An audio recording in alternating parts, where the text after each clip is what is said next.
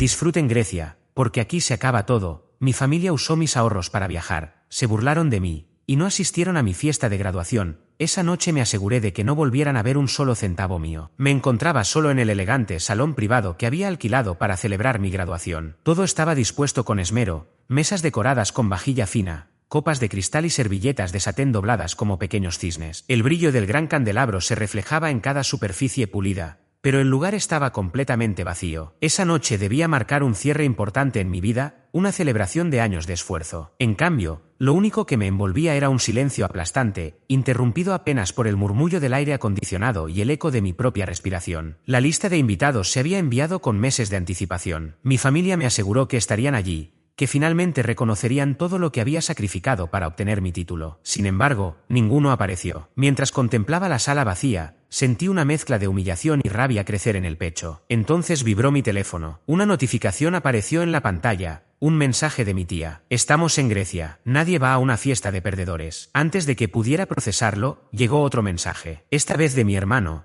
Eres un chiste. Usamos tu fondo de vacaciones de $30.000. Mis manos temblaban mientras leía. $30.000. Dinero que ahorré durante años, renunciando a viajes, celebraciones personales y lujos básicos. Manejé un coche viejo mientras ellos vivían como si el dinero creciera en los árboles. Y ahora, ese esfuerzo se había convertido en el combustible para sus vacaciones en Europa. Murmuré al aire, mi voz baja pero firme. Entonces les encantará lo que viene ahora. Mis dedos comenzaron a moverse con rapidez por la pantalla. En pocos minutos, había accedido a las cuentas conjuntas del negocio familiar. El eco de la risa arrogante de mi hermano retumbaba en mi mente cuando congelé su préstamo empresarial de $84.000. Luego bloqueé cada cuenta compartida. Anulé el acceso a todas las tarjetas y cancelé cualquier vía de transferencia de emergencia. Ya no sería su red de seguridad. Esa noche fue la última vez que me trataron como un estúpido. Pero esto no comenzó esa noche. No fue el robo de mis ahorros ni los insultos desde el extranjero lo que lo detonó. Esta traición fue el resultado de años de abusos acumulados. Durante 5 años fui el respaldo de todos. Cuando el negocio de papá colapsó, ¿quién cubrió las deudas? Yo. Cuando mi hermano Leo quiso lanzar su emprendimiento, ¿quién pagó su renta, su coche, sus compras? Yo. Cuando mi tía perdió la mitad de sus ahorros en un fraude disfrazado de inversión,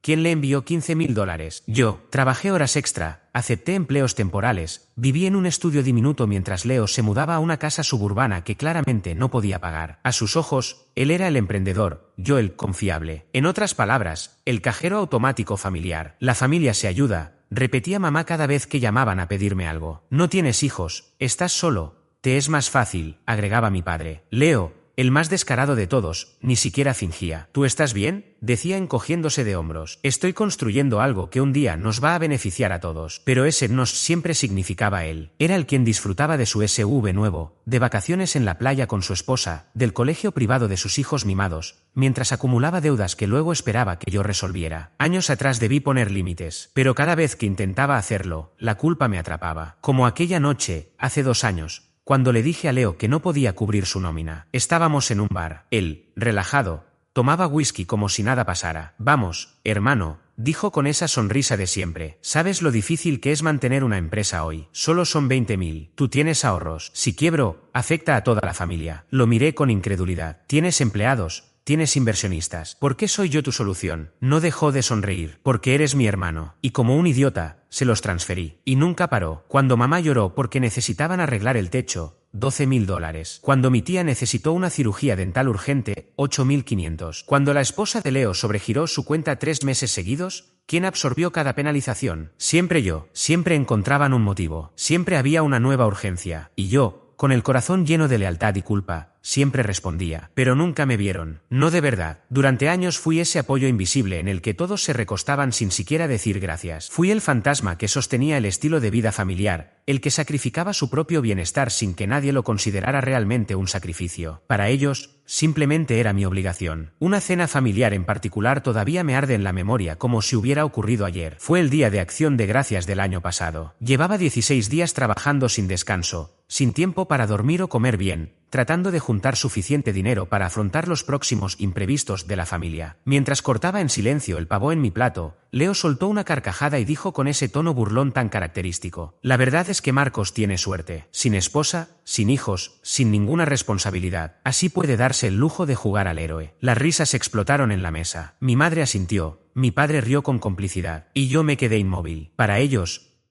Toda mi existencia era prescindible, mi esfuerzo no valía nada. Yo era solo una fuente más de ingresos disfrazada de hermano, hijo o sobrino. Y ahora, después de todo eso, se habían apropiado de los $30.000 que llevaba casi 10 años ahorrando para un viaje personal, el único que realmente deseaba hacer antes de mi próximo ascenso. Usaron ese fondo para financiar su viaje de ensueño a Grecia, lleno de fotos y sonrisas para redes sociales. Todavía tenía grabado en la mente el mensaje de mi tía, como un letrero de neón: nadie va a la fiesta de un perdedor. Y luego el de Leo: eres un chiste, usamos tu fondo de vacaciones. Mientras yo me quedaba solo, en el salón privado que había reservado para celebrar mi graduación, ellos se reían desde otro continente. Pero su traición no fue impulsiva, fue el resultado de años de desprecio disfrazado de familiaridad. Nunca me quisieron a mí, solo querían mi dinero. Lo que no imaginaron fue que, esa noche, algo dentro de mí se quebró. No se rompió, se cortó, como un cable tenso que cede de golpe. Me sentí frío, calculador, enfocado. Me miré al espejo del salón vacío y murmuré: ahora veamos cómo sobreviven sin su cajero automático. Al día siguiente, mi teléfono no paraba de sonar. El primero fue Leo. Hermano, ¿qué hiciste? ¿Por qué está congelada la cuenta de la empresa? Hoy hay que pagar la nómina. Le respondí sin rodeos: seguro lo resolverás. Después de todo, eres un genio, ¿no? Poco después, mi madre me llamó. Marcos, ¿qué hiciste? Leo dice que bloqueaste todas las cuentas. ¿Vas a destruir el negocio de la familia? ¿El mismo negocio que rescaté 3 veces con mis propios ahorros? ¿El que solo existe gracias a mi respaldo financiero? No, mamá. No estoy destruyendo nada, solo dejé de alimentar algo que me consume. El caos fue inmediato. Mi padre intentó contactarme, mi prima escribió mensajes. Incluso la esposa de Leo me mandó audios con llantos forzados y acusaciones vacías. Para el mediodía, Leo apareció en la puerta de mi departamento, sin avisar, sin ser invitado, y claramente fuera de sí. Le abrí y entró sin pedir permiso, rojo de ira, con los puños apretados. ¿Te parece gracioso?, me gritó, cruzando el umbral como si fuera su casa. Congelaste mi empresa, los proveedores me están acosando, la nómina no salió, y los empleados están amenazando con renunciar. ¿Tienes idea de lo que provocaste? Cerré la puerta con tranquilidad detrás de él. No,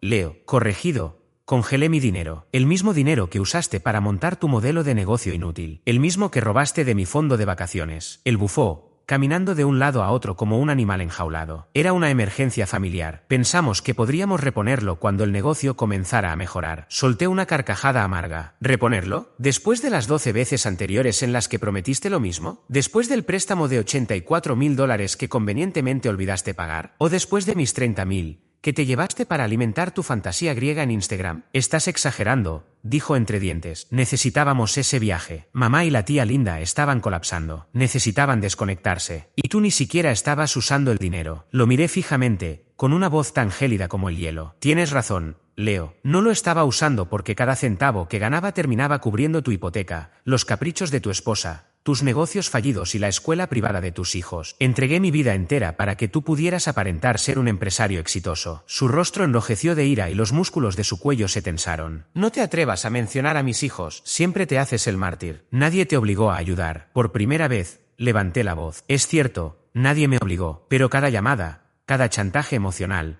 cada vez que me dijiste eres familia, tú eres el único que puede ayudarnos, lo hiciste sabiendo que jamás me negaría. Me manipulaste porque sabías que no sabría decir que no. La puerta se abrió de golpe y mi madre entró, jadeando, seguida de mi tía Laura. Marcos, gritó mi madre con desesperación. Tienes que parar esto. Estás destruyendo a la familia. Crucé los brazos. No, mamá. Esta familia estaba rota desde hace mucho. Yo simplemente no lo quería ver. Entonces Laura intervino, con esa voz condescendiente que siempre usó conmigo. Nos fuimos a Grecia a relajarnos. No puedes entenderlo. Tú nunca tuviste responsabilidades como nosotros. No tienes una familia. Solté una carcajada que casi me dobló de la risa. Tienes razón, Laura. No tengo una familia, porque las personas que están aquí frente a mí no se comportan como tal. Leo gruñó. Lo estás arruinando todo. Este negocio lo construí pensando en todos nosotros. Solo tenías que mantener la boca cerrada y dejar que lo manejara. Lo miré con desprecio. Tú no construiste nada. Lo que hiciste fue levantar un castillo de naipes con mi dinero. Y ahora está cayendo. Mi madre dio un paso al frente. Su voz temblaba. Marcos, por favor, podemos arreglarlo. Solo desbloquea las cuentas. Tu hermano tiene hijos. ¿Cómo van a comer? ¿Cómo pagarán la escuela? El intento de manipulación era más que evidente. Negué con la cabeza, despacio. Eso ya no es asunto mío. Las lágrimas se acumularon en sus ojos,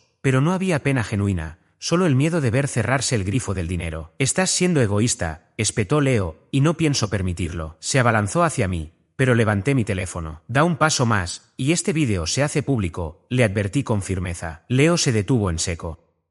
Se le borró el color del rostro. El silencio fue absoluto. ¿Qué vídeo?, murmuró mi madre. Toqué la pantalla y dejé correr los primeros segundos. Grabaciones de la cámara de seguridad de su oficina lo mostraban falsificando mi firma digital en múltiples documentos bancarios durante los últimos 2 años. Laura dio un grito ahogado. Mi madre se tapó la boca con la mano. ¿Pensaste que no lo sabía?, dije con un tono grave. ¿De verdad creías que eras lo bastante astuto para ocultarme los documentos falsificados y las solicitudes de préstamos en mi nombre? Siempre lo supe. Solo quería ver hasta dónde llegarías. Y ya llegaste demasiado lejos. Leo retrocedió como si hubiera recibido un golpe. Si intentas acercarte a mí o comunicarte de nuevo, ese vídeo irá directo a la policía, al banco y a tus inversionistas. Lo perderás todo, tu negocio, tu casa y tu falsa reputación. Mi madre se dejó caer en una silla y ahora sí, lloraba de verdad. Pero no por mí. Lloraba por el derrumbe de su pequeño imperio. Marcos, por favor, no hagas esto, suplicó. Yo no lo hice, le respondí en voz baja. Esto lo hicieron ustedes. Leo seguía paralizado, con el rostro desencajado. Esto termina hoy, declaré con calma. Se acabaron los rescates. No habrá más préstamos, ni más salvavidas. Ya me usaron bastante. Ahora les toca enfrentar las consecuencias por sí solos. Tomé mi chaqueta y me dirigí a la puerta. Me detuve un segundo antes de salir y los miré por última vez. ¿Recuerdas cuando me llamaste perdedor? Cuando se reían a mis espaldas. La verdad es que nunca se burlaban de mí. Estaban aterrados por lo que ocurriría cuando dejara de ser su tonto útil. Cerré la puerta con fuerza, y por primera vez en años, me sentí verdaderamente libre. El silencio que quedó después fue absoluto, pero no me incomodó, al contrario, lo sentí como un alivio. Pasaron 3 días sin que nadie me escribiera, llamara o se presentara. Por dentro, esperaba que explotaran con mensajes, amenazas o súplicas, pero nada. Y esa ausencia fue casi pacífica. Dormí mejor que en toda la última década. Pero aunque mi apartamento estaba tranquilo, sus vidas estaban en llamas. Al final de esa semana,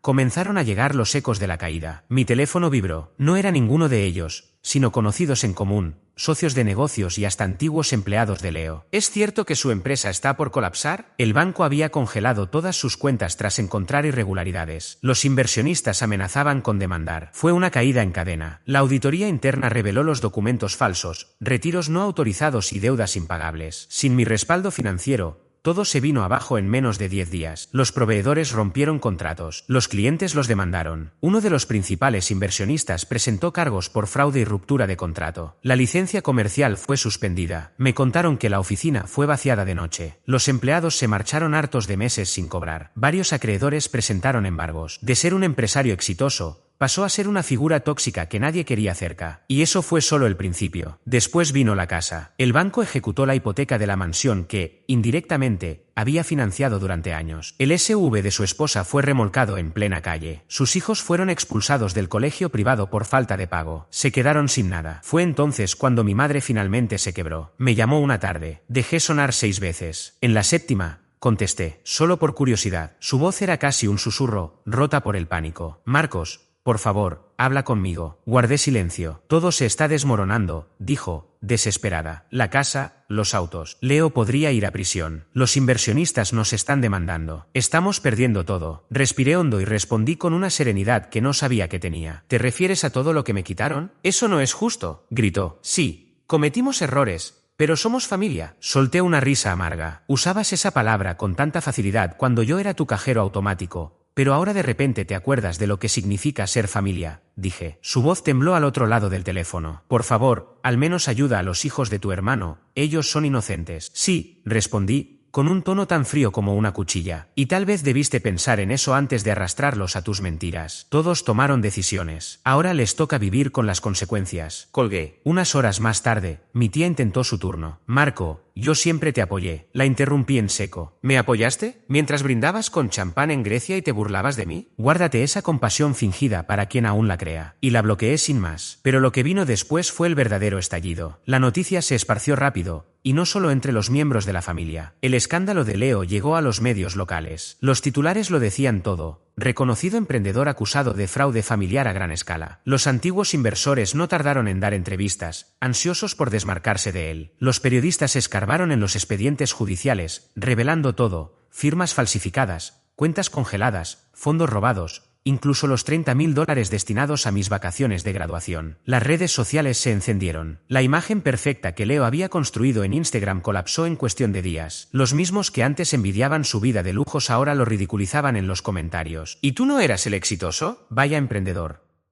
Deberías haber valorado más a tu hermano. Leo cerró todas sus cuentas digitales. Y entonces apareció Kelly, su esposa, fiel a su estilo. Cuando todo se derrumbó, huyó. Me enteré por un compañero de trabajo que había solicitado el divorcio a las 2 semanas del escándalo. Alegó haber sido engañada y no saber nada de las maniobras turbias de Leo. Mentía. Claro, ella había disfrutado de cada centavo robado a mi costa, pero ahora que no quedaba dinero, decidió salvarse sola. Por un momento sentí pena por sus hijos, solo por un momento. Mis padres, mientras tanto, vieron evaporarse sus ahorros para la jubilación. Lo habían apostado todo por Leo, convencidos de que era él quien salvaría a la familia. Pusieron en venta la casa para pagar los abogados. Mi padre dejó de llamarme. El buzón de voz de mi madre pasó del enojo al ruego y finalmente al silencio. Y yo, por primera vez, viví. Recibí un ascenso. Sin la carga financiera de siempre, finalmente acepté una oferta laboral que llevaba años postergando, un puesto directivo con un sueldo de 6 cifras. El dinero que antes canalizaba a ese pozo sin fondo, ahora financiaba mi propio porvenir. Compré mi departamento, moderno, elegante, con vista al horizonte de la ciudad, sin hipotecas compartidas, sin deudas que me ahogaran. Viajé, no a Grecia, sino a Japón. 10 días de libertad,